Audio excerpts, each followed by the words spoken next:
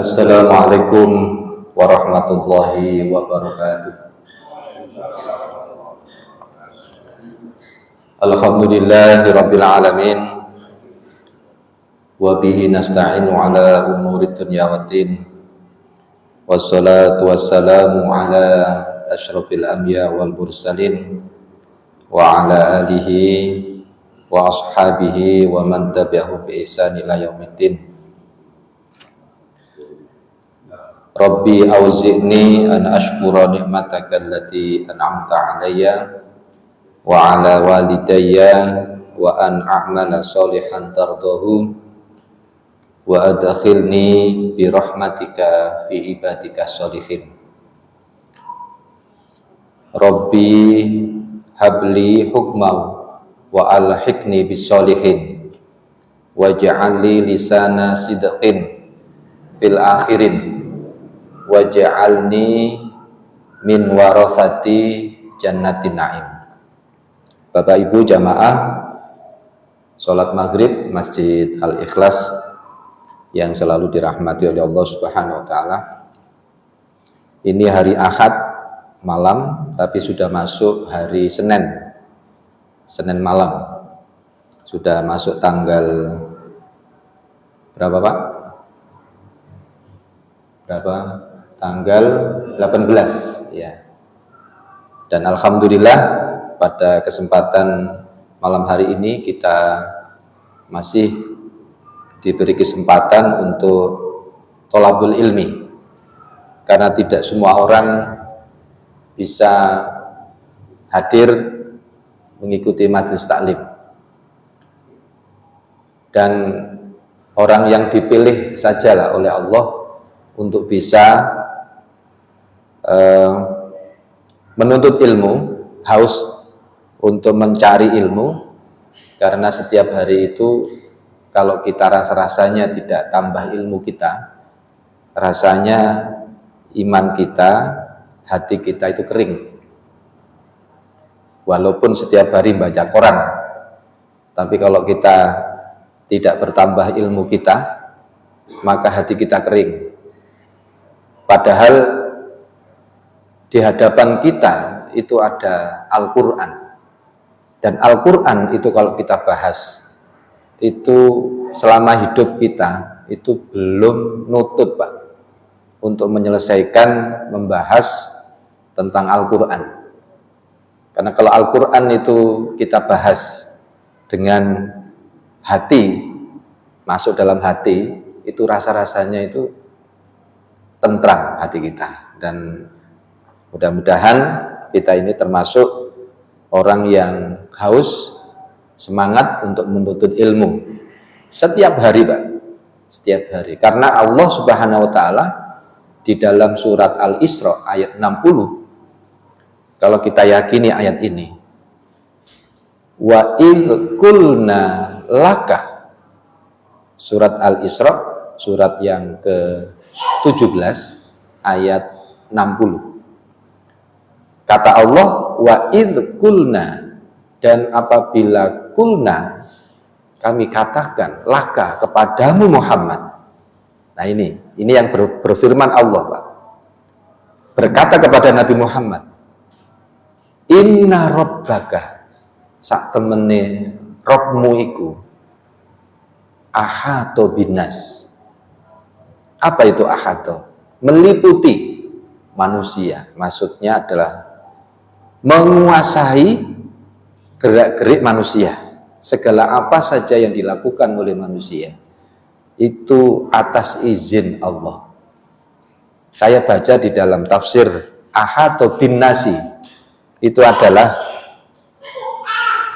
ilmu Allah itu meliputi ilmunya manusia. Allah itu berkuasa atas manusia. Jadi kalau kita ini renungi ayat ini, kita ini bersyukur, kita selalu gerak-gerik kita ini selalu diizinkan oleh Allah Subhanahu wa ta'ala. Maka kalau kita berbuat buruk, maka kita itu malu Pak. Kalau kita tidak beribadah kepada Allah Subhanahu wa taala dengan sungguh-sungguh, malu kita gitu. Nah, mudah-mudahan motivasi kita untuk selalu tolabul ilmi, menuntut ilmu, tetap semangat setiap hari. Walaupun sudah tua gitu, alhamdulillah kita bisa hadir di majelis taklim. Sholawat beriring salam semoga tetap tercurahkan kepada Nabi Muhammad Shallallahu Alaihi Wasallam. Bapak Ibu, kemarin kita membahas tentang sholat jenazah, ya, sholat jenazah.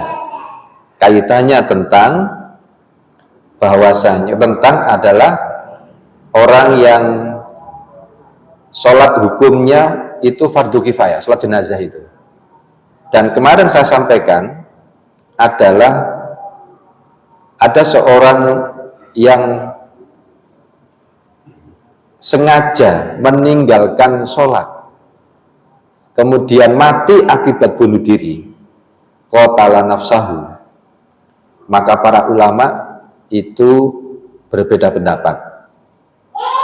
Untuk muslim yang mati dalam keadaan sengaja meninggalkan kewajiban sholat bukan karena malas, sepakat ulama itu menyatakan bahwa mereka tidak layak disolatkan dan didoakan. Sedangkan untuk muslim yang mati akibat bunuh diri, Nabi sendiri tidak mau menyolatkannya, meskipun beliau tidak melarang sahabat untuk menyolatkannya, bahkan tetap menyuruh teman dan keluarganya itu menyolatkannya dengan hadis shollu ala sohibikum, sholatlah teman kalian itu. Nah, inilah sebabnya mayoritas ulama itu termasuk imam 4 madhab tetap membolehkan, ada yang untuk menyolatkan keduanya, namun mereka tidak sepakat apakah pakai imam ataukah tidak gitu. Kalau Imam Syafi'i dan Abu Hanifah menyatakan tetap pakai imam sholat jenazah, sedangkan Imam Ahmad dan Imam Malik tidak boleh pakai imam, alias sholat sendiri, karena Nabi biasanya menjadi imam sholat, tidak mau menyolatkannya gitu. Kenapa? Jawabannya kemarin saya sampaikan. Nabi itu seorang pemimpin, Pak, seorang pendidik. Nabi tidak mau menyolatkan mereka untuk menunjukkan ketidaksenangan beliau terhadap perbuatan orang yang gampang berputus asa gitu. Nah, ini pelajaran, berarti tegas Nabi itu dengan memilih bunuh diri gitu. Maka Nabi nggak seneng gitu. Nah, itu kesimpulan kemarin kita membahas tentang apa itu, satu, hukum sholat jenazah itu fardu kifayah. Kemudian sekarang setelah kita membahas itu, bagaimana kita setelah jenazah dimandikan, Pak, dan dikafani, hendaklah diletakkan berbaring dengan kepala di sebelah kanan atau utara untuk disolatkan. Ini kan membahas sholat, nanti masalah nanti mengkafani kita membahas khusus untuk sholat dulu. Ya, tidak boleh juga di sebelah kiri karena tidak ada hadis yang menjelaskan masalah ini. Nah, sholat ini lebih baik bila dilakukan secara apa? Berjamaah. Nah, lebih banyak jamaah yang ikut menyolatkan itu akan lebih baik. Namun tidak ada hadis makbul yang mensyaratkan minimal 3 shaf. Semen, ayo pada wongi 5, Pak. 3 shaf, wongi 5. Ya ndak lah ya. Nanti kalau orangnya banyak monggo kan gitu, karena banyak, Pak. Ya. Malah dekat 3 shaf no wonge akeh. Ya masih isok 4, isok 5 barang gitu. Berarti tidak ada hadis yang makbul mensyaratkan minimal tiga sholat.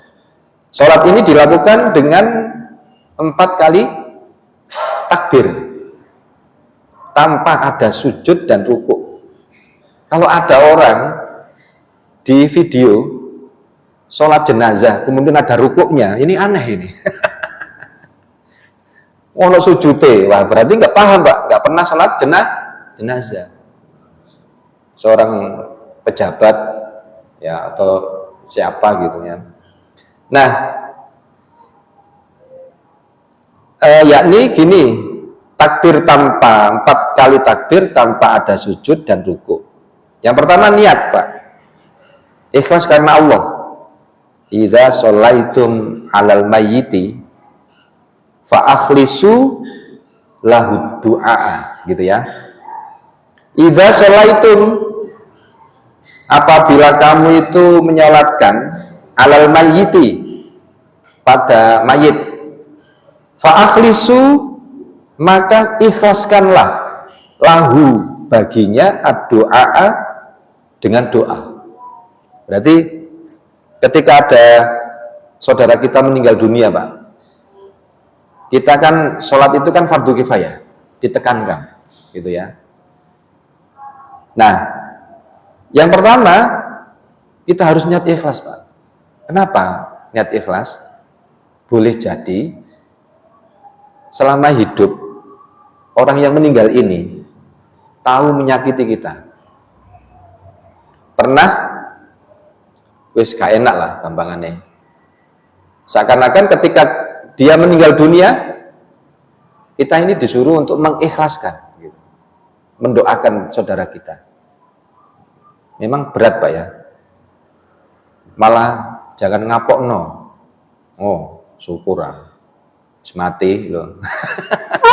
Lah ini kan namanya niatnya sudah ada ibadah ini, berarti kebencian itu dibawa mati Pak, sampai orang yang sampai dia itu musuhnya yang dia benci itu ketika meninggal dunia seneng Pak, kapokmu kapan lah wis, nah, kan gitu. Nah ini kita kalau walaupun dia itu selalu membuat heboh di media sosial, misalkan orang Islam garai blunder atau membuat umat Islam itu marah gitu dengan perbuatan kata-kata dia.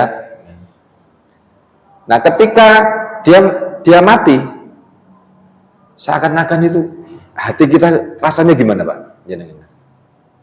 Wis ya iku loh. Rasanya kita tuh koyok seakan-akan apa? Mensyukuri, padahal nggak boleh kan itu Pak. Halo? Nggak boleh. Karena itu manusia yang meninggal dunia, makhluk Allah. Seharusnya kita itu mengikhlaskan diri kita untuk mendoakan dia. Jenengan pernah ceritanya Buya Hamka. Buya Hamka itu dikuyuh-kuyuh Pak sama Umaro. Saya nggak nyebutkan ini juga live. Tapi beliau ketika pesan anaknya kepada Buya Hamka ketika meninggal dunia, itu yang menyolati Buya Hamka. Padahal itu Buya Hamka disakiti. Luar biasa, ini perlu dicontoh. Sampai-sampai orang yang membenci dan menganukan Buya Hamka, tetapi Buya Hamka punya lapang dada. Yang menyuruh malah anaknya, pesan kepada anaknya. Tapi Buya Hamka luar biasa. Tetap dengan pesannya itu datang menyolati. Luar biasa Pak. Nah ini berarti niat ikhlas karena Allah ketika kita ini sholat jenazah. Siapapun yang hidup di dunia ini yang pernah kita kesikut ke dia gitu ya, maka kita harus mengikhlaskan diri kita di dalam doa gitu. Idza sholaitum, sesuai dengan hadis ini. Idza sholaitum, apabila kalian menyolatkan alal mayyiti atas mayit, fa akhlisu lahu, maka ikhlaskanlah lahu baginya ad-doa, dengan doa. Insya Allah ini memberikan motivasi bagi kita hadis ini, belajar untuk mengikhlaskan diri kita. Ya Allah, ya, jangan sampai kita sungkan sampai konco, terus sholat itu cek grundel atine, aku hasilnya itu gak gelem nyolati, aku yo sungkan sampai wong musuh gak nyolati loh. Kan bisa jadi Pak itu, hati itu kan berbolak-balik. Makanya hadis ini menyampaikan bahwasanya niat ikhlas karena Allah ketika sholat jenazah. Sampai ada hadis khusus ini, idza sholaitum alal mayyiti, Pak. Loh, kan sebutan alal mayyiti. Ini hadis riwayat Abu Dawud, Ibnu Hibban dari Abu Hurairah.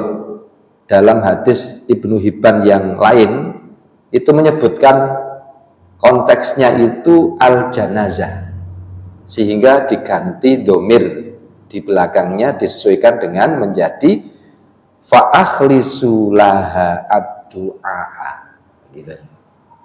Nggih. Seumpama ada seseorang, tapi beliaunya ini memang tidak pernah sholat, itu kita selaku muslim selama masih hidup juga ngajari sholat, tapi beliaunya selalu cuma bercanda, tidak pernah sholat. Apakah kita masih diwajibkan juga menolak? Nah, ini kan bukan diwajibkan gitu ya, bukan fardhu kifayah. Ya, ditekankan kan, kalau memang ada satu sisi ada yang sudah melakukan, maka gugur yang lain, kan gitu Pak. Nah, hukumnya itu. Nah, satu kampung itu ada jenazah yang meninggal dunia, walaupun dia itu mungkin notabene kadang iku sholate iku setahun pisan, ketok itu setahun pisan Idul Fitri ketemu Pak. Kadang sok niate anu sholat, kadang nggak sholat, kan gitu Pak. Nah, itu kalau kita biarkan, kalau pemahaman kita itu semuanya itu satu kampung wis nggak gelem nyolati, membiarkan jenazah itu dibiarkan, nggak disolati, nggak dirawat, nggak dibiarkan sampai apa itu jenazahnya itu busuk misalkan, akhirnya ditangani sampai apa itu wong liya, iya tak Pak, akhirnya mengundang orang lain. Ada enggak seperti itu kadang? Satu kampung itu berdosa, satu kampung berdosa, kan gitu. Nah makanya Nabi, kalau memang kita ini nggak yakin meniru Nabi, ya nggak apa-apa kita, karena Nabi seorang pemimpin loh Pak, seorang pemimpin, seorang pendidik untuk memberikan sop terapinya itu. Nah tapi satu sisi memerintahkan untuk menyolati. Satu contoh tadi, orang yang mati bunuh diri, tapi Nabi masih memerintahkan untuk menyolati. Berarti tetap ada yang melakukan itu, gitu loh. Tapi orang yang benar-benar memang tahu, aku ya gak apa-apa, dan gitu loh Pak. Yang penting ada yang menangani, merawat jenazahnya, memandikan, mengkafani, menyolati, menguburkan, 4 itu. Nah, itu. Nah, kalau kita lakukan ini, 4 ini mendapat 2 gunung, kirotani, kan gitu Pak. Nah, ya, Gunung Uhud ya. Ya. Makanya kalau kita sekedar bisa memandikan, mengkafani saja, kemudian menyolati, terus tidak mengikuti ke kuburannya mengantarkan ya cuma 1 kirot tok Pak, kan gitu. Nah, alangkah baiknya kita itu membiasakan diri kita atau jamaah kita untuk membiasakan sholat, ya, mensolati. Maksudnya gampangannya seorang muslim yang benar-benar sholat gitu ya. Jangan sampai kita ini menunjukkan orang-orang yang ahli jamaah itu memasrahkan ke Pak Mudin saja, dan kita sebagai jamaah pengajian wis gerutu-gerutu-gerutukan gitu. Khususnya perempuan itu harus bisa mensolati jenazah, jangan memasrahkan kepada laki-laki. Maka kalau jamaah dakwah yang lain itu ditekankan, setiap individu itu harus belajar merawat jenazah, ya, laki-laki dan perempuan, ya kan gitu. Nah, kita kan kurang kita untuk apa itu semangat untuk khususnya ibu-ibu gitu, ibu-ibu. Walaupun jenazahnya laki-laki, kan gitu Pak, teko gitu langsung sholat, nggak ngenteni kan gitu Pak, luar biasa. Karena ya itulah mendapatkan pahala 2 kirot itu tadi. Ya. Gih. Kalau kita sudah nyolatin, ya ada kita nggak nanti kita sholat. Ternyata jenazahnya dibawa ke masjid sholat, tapi tidak sholat. Ini ada jamaah yang lebih besar. Nah, kita ikut atau enggak? Jadi kita sendiri udah sholat, di rumah. Oh, sholat lagi. Juga di rumah. Iya. Terus sholat lagi. Ternyata bawa ke masjid. Kita nggak tahu bawa ke masjid itu sholat lagi. Ya enggak apa-apa. Kita jamaah lagi. Iya. Salat gimana? Ya. Karena suka jamaah banyak orang. Oh, iya niatin nama alamudinnya. Bener-bener. Yang penting kita sekali. Kalau memang seperti sholat wajib itu yang pernah kita sampaikan untuk apa itu membantu untuk menemani, nah itu kan diperintah oleh Nabi, temani, kan gitu. Tapi kalau maka innamal mu'minina Pak tadi Pak, jenengan kok sungkan itu ya, itu hilangkan sungkannya itu tadi. Kita lanjutkan. Yang pertama, sholat itu niat ikhlas karena Allah. Yang kedua, berdiri bagi yang kuasa dengan menghadap kiblat.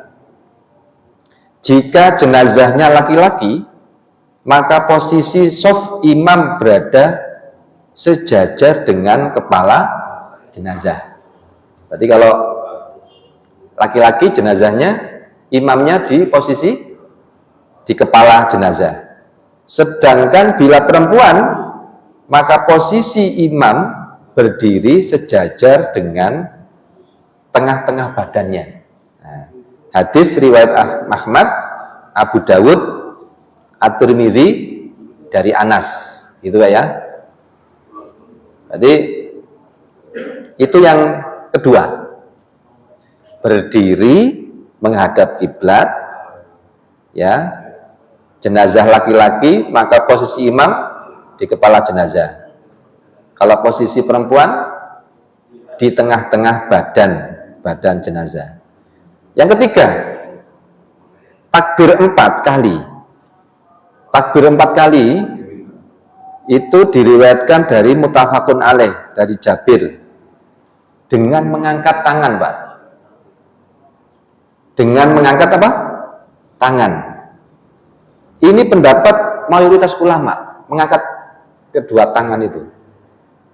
Seperti ulama Syafi'iyah, Hanafiyah, Hanabilah, berdasarkan keumuman dalil mengangkat tangan setiap takbir, dan asar Ibnu Umar dan Anas kalau kita lihat di Syafi'i di dalam musnadnya, Baihaqi dalam kitab Al-Kubronya, Ibnu Mulakin di kitab Al-Badar, kemudian Al-Arsif Multaqo itu juga dijelaskan. Berarti para ulama sepakat untuk takbiratul ihramnya itu 4 takbir itu mengangkat tangan.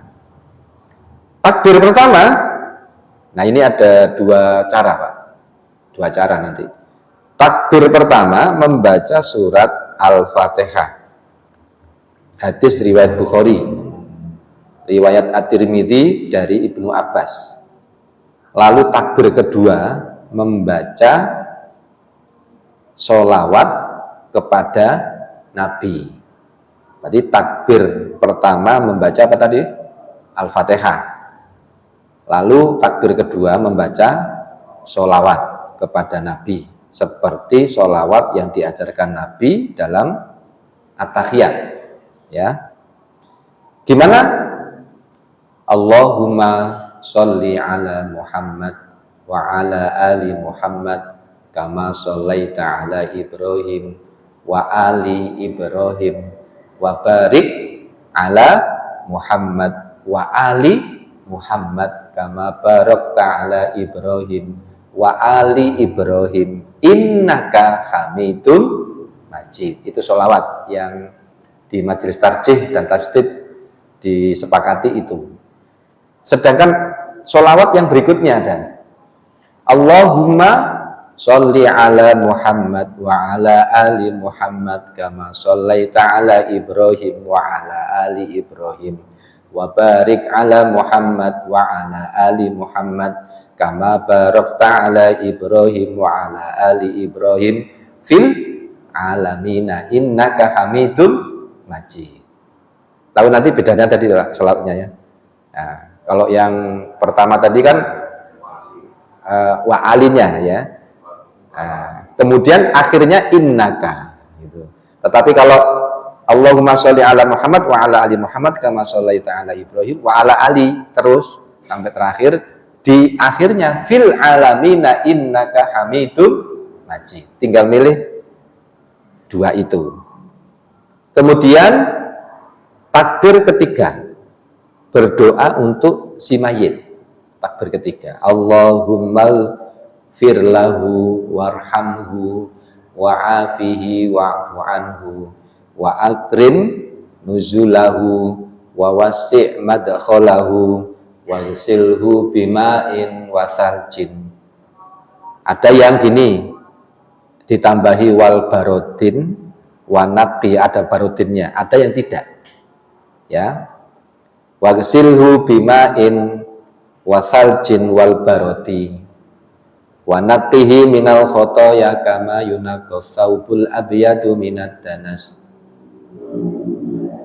wa abdilhu daron khairan min darihi wa ahlan khairan min ahlihi wa zaujan khairan min zaujihi wa qihi fitnatal qabri wa adzabahu. Nah, ada juga yang bacaannya wa adkhilhul jannata wa'idhu min adzabil qabri au min adzabin nar. Itu ada yang hadisnya Muslim. Nah, banyak hadisnya tentang masalah doa itu, Pak. Ya. Kalau di sini saya ini merawat jenazah yang Majelis Pendidikan Kader Pimpinan Pusat Muhammadiyah. Ini bukunya kecil ini, ya, kan gitu Pak. Saya dapat ini ada 2 kesimpulan ya.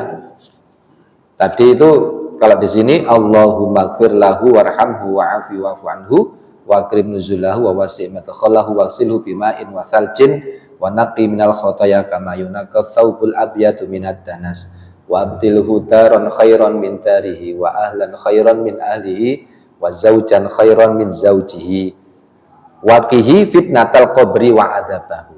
Nah, ini yang dihafalkan di apa itu? Di buku-buku jenazah yang diajarkan anak-anak SMP Muhammadiyah. Nah, ini harus hafal ini ya. Terus kemudian takbir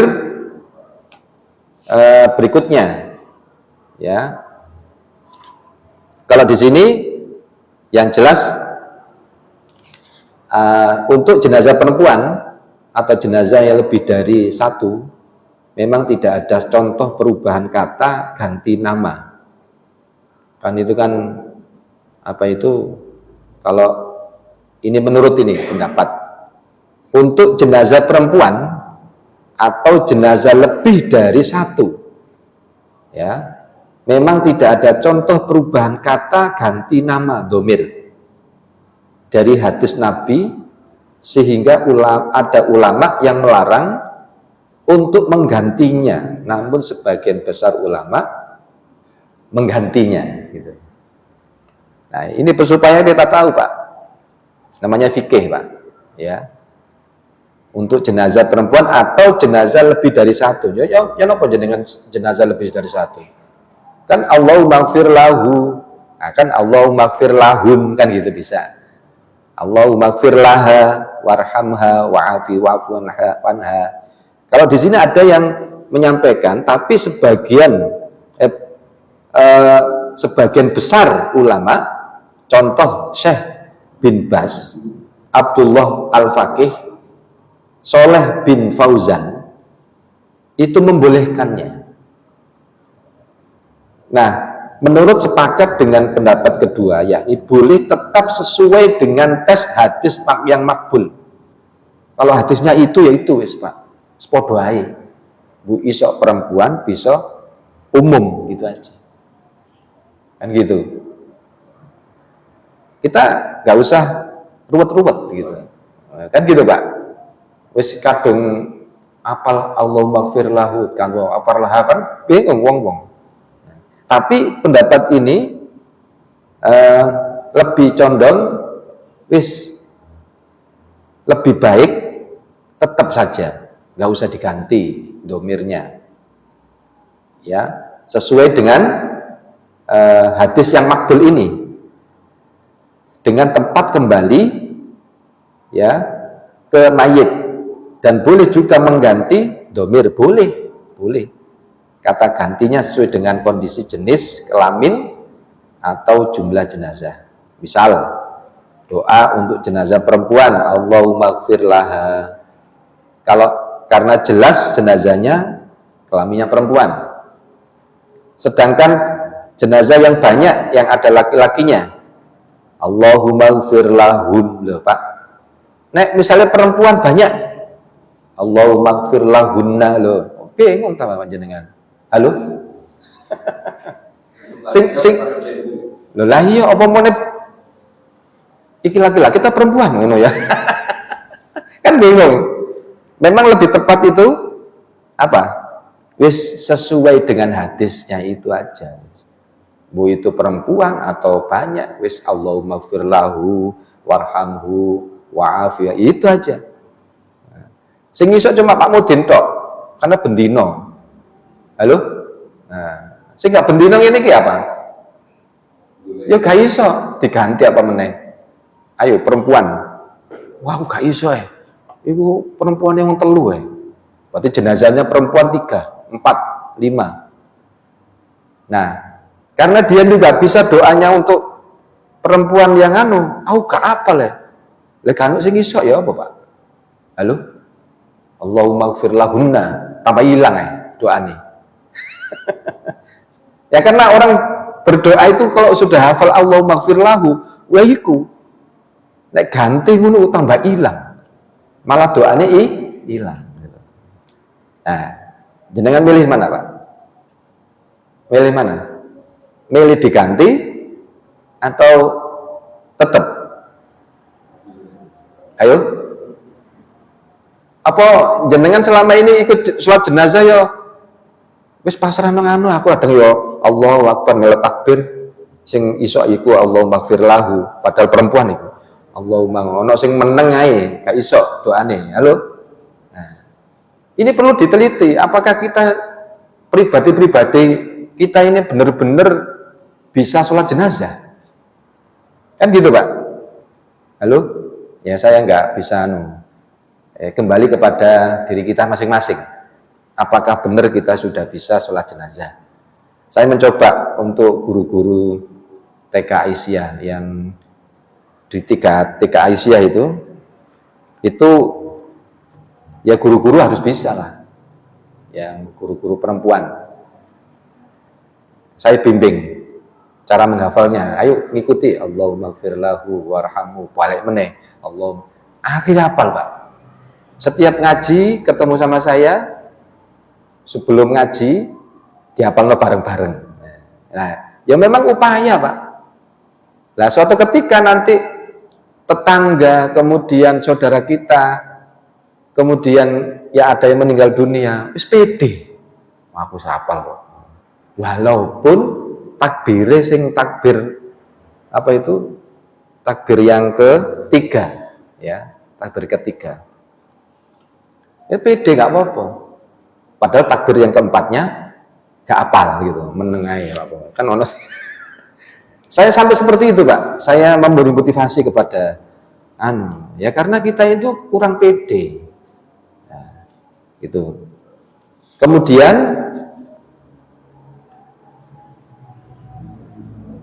takbir atau membaca gini dan seterusnya, atau membaca Allahumma gfir li hayyina wa mayyitina wa sohirina wa kabirina wa zakarina wa unsana wa syahidina wa ghaibina Allahumma man ahyaitahu minna fa ahyi 'alal iman wa man tawaffaitahu minna fa tawaffahu 'alal Islam. Allahumma innahu abduka.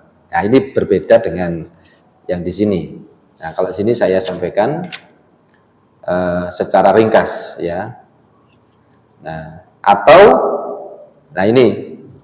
membaca Allahumma gfir li hayyina wa mayyitina wa syahidina wa ghaibina wa soghirina wa kabirina wa dzakarina wa unsana.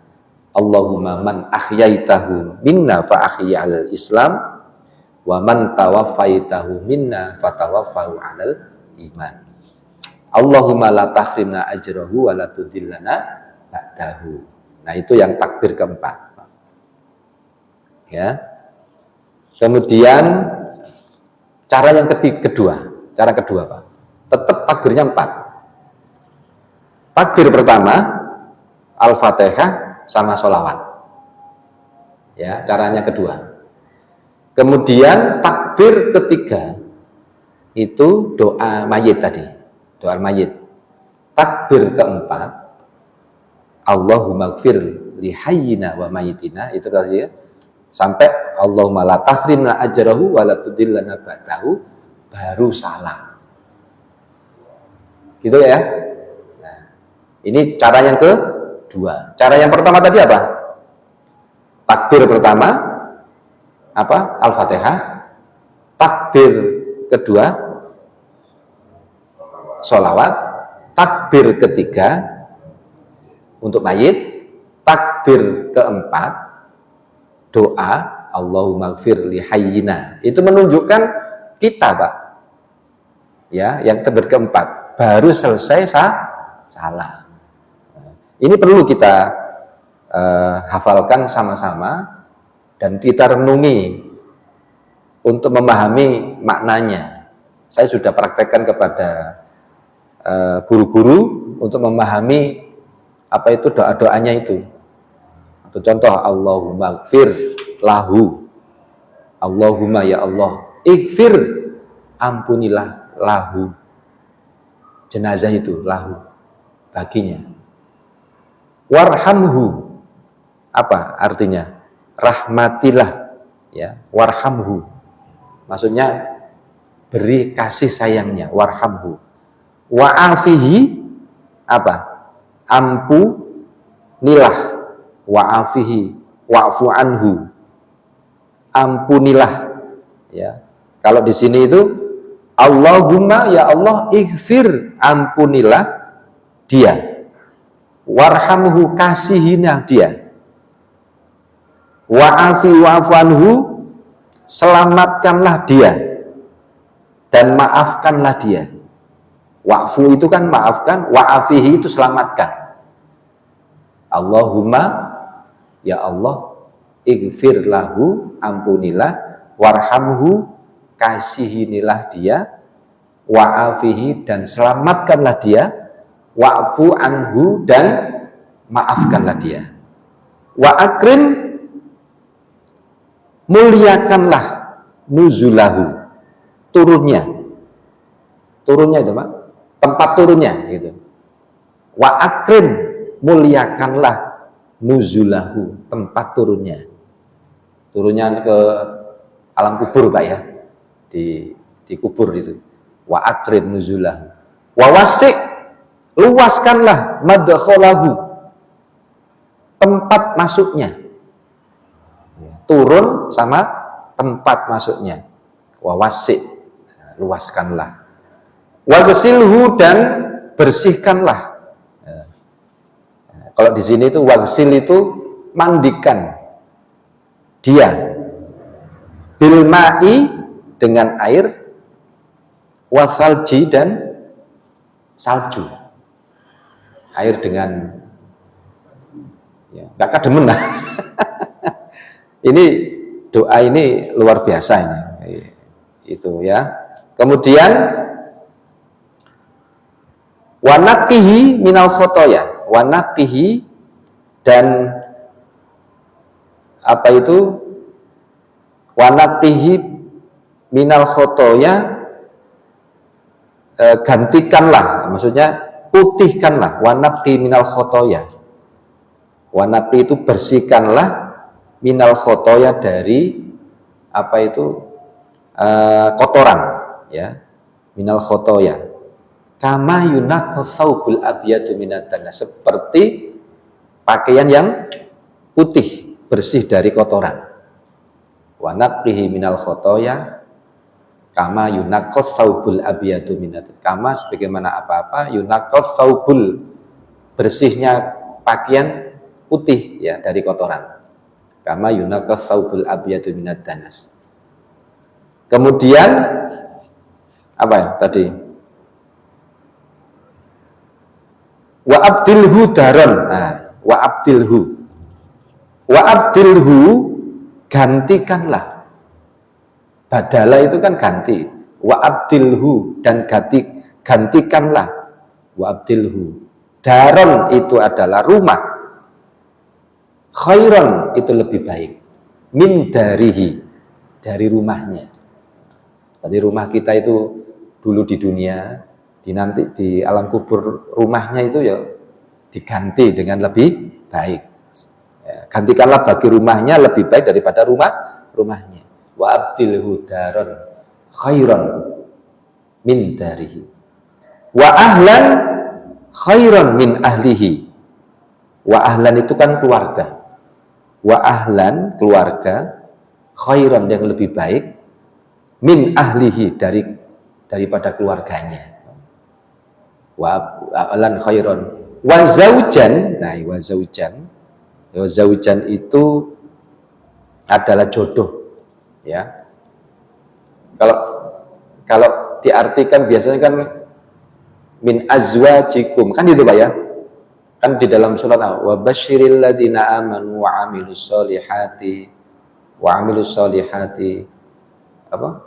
Wa basyiril ladzina amanu wa amilus solihati jannatin tajri min tahtihal anhar kullama ruziqu minha min thamaratir rizqan qalu hadzal ladzi ruziqna min qablu wa utubihi mutasyabiha.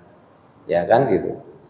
Itu kan kullama ruziqu minha min thamaratir rizqan qalu. Di situ ada apa? Wa basyiril ladzina amanu wa amilus solihati azwajun apa? Dia itu masuk surga itu dengan apa? Azwaj. Itu bukan azwaj, itu istri-istri, Pak. Pasangan itu. Misalnya orang masuk surga itu dia mendapatkan istri-istri yang mutahharatun, yang suci. Berarti sing wedok mlebu napa? mlebu surga entuk bidadara gitu, bukan bidadari. Berarti artinya itu adalah pasangan, bukan istri. Laki-laki masuk surga itu ya pasangannya yang suci. Nah, gitu loh, Pak. Yang perempuan masuk surga ya pasangannya yang suci, bukan salah paham orang-orang itu untuk bidadari rek. Itu aslinya azwat itu adalah bukan istri tapi pasangan. Nah, di sini zaujan khairan min zaujihi. Jodoh itu kan pasangan yang lebih baik daripada jodohnya atau pasangannya. Zaujan khairan min zaujihi. Waqihi, jauhkanlah fitnatal qabri wa azabahu, jauhkanlah dari fitnah kubur, ya. Waqihi fitnatal qabri wa azabahu, dan siksanya. Nah, ini kalau kita ngerti dulu doanya ini, maka hafalannya lebih cepat, Pak, daripada kita menghafal tapi nggak paham. Lebih baik ngerti dulu baru dihafal. Jenengan cocoknya mana? Ngerti dulu atau dihafal dulu baru dipahami? Gimana, Pak? Dipahami dulu baru dihafal. Itu insya Allah cepat hafalannya. Insya Allah nanti kita akan lanjutkan doa-doa jenazah ini, dan mudah-mudahan kita bisa belajar doa-doanya sholat jenazah, khususnya kita yang ngaji ini. Mungkin setor ke saya, Pak, ya, atau bareng-bareng hafalan gitu. Nanti saya fotokopi. Oh ini ya, oke, insya Allah bisa. Dan ini bisa difotokopi, dan nanti kita menghafal bersama-sama. Nek aku ngaji ngene iki jenengan gak iso, ya percuma. Jenengan harus tak bimbing sampai bisa. Ya, ini mungkin itu saja yang bisa saya sampaikan, mudah-mudahan bermanfaat. Kita akan lanjutkan pembahasan kita ini sampai praktek gitu ini ya, dengan doa-doanya. Subhanakallahumma wa bihamdika asyhadu an la ilaha illa anta astaghfiruka wa atubu ilaik. Wassalamualaikum warahmatullahi wabarakatuh.